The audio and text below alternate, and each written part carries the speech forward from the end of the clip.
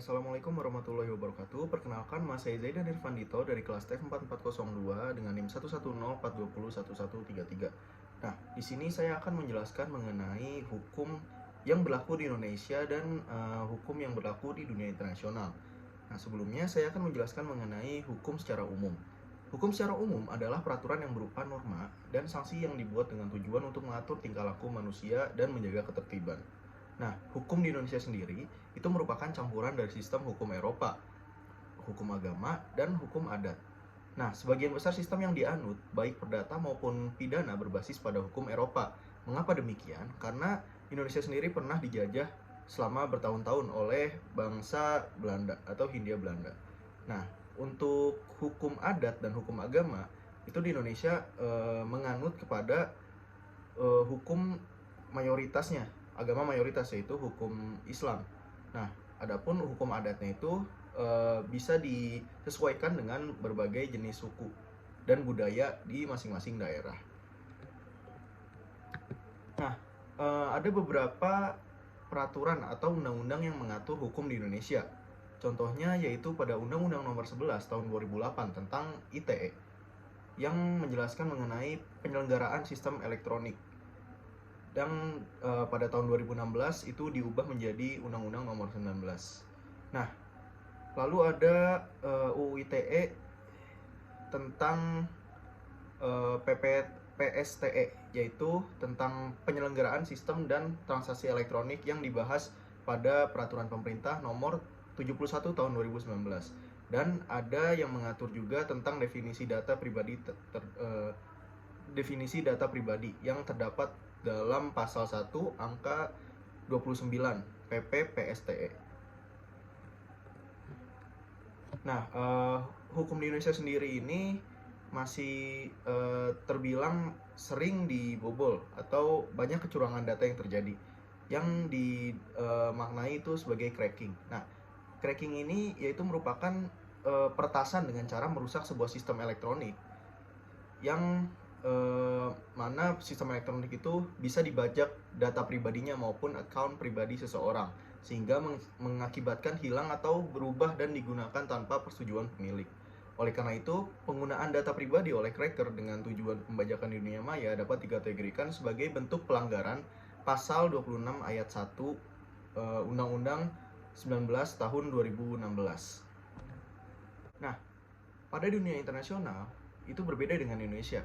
Terdapat beberapa undang-undang yang mengatur pelindungan data pribadi secara parsial.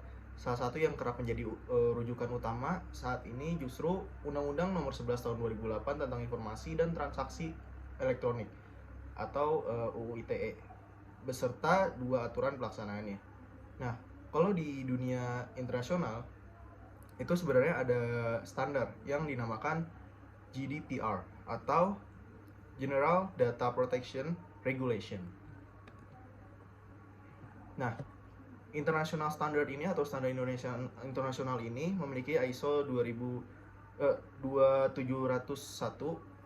pada tahun 2013 yang mengatur sebuah dokumen standar sistem manajemen keamanan informasi atau SMKI atau Information Security Management System atau ISMS yang memberikan gambaran secara umum mengenai apa saja yang harus dilakukan oleh sebuah organisasi atau enterprise dalam usaha rangka mengimplementasikan konsep-konsep keamanan informasi. Nah, keamanan informasi itu erat kaitannya dengan kebocoran data yang salah satunya berhubungan erat dengan data privacy atau perlindungan data. Nah, di Indonesia sendiri ini banyak isu-isu yang terkait tentang kebocoran data. Nah, dilansir di laman CNN Indonesia, sebanyak 102 juta data masyarakat diduga bocor dan dijual di situs gelap pada tahun 2022. Nah, data yang dijual ini diduga berasal dari Kemensos atau Kementerian Sosial.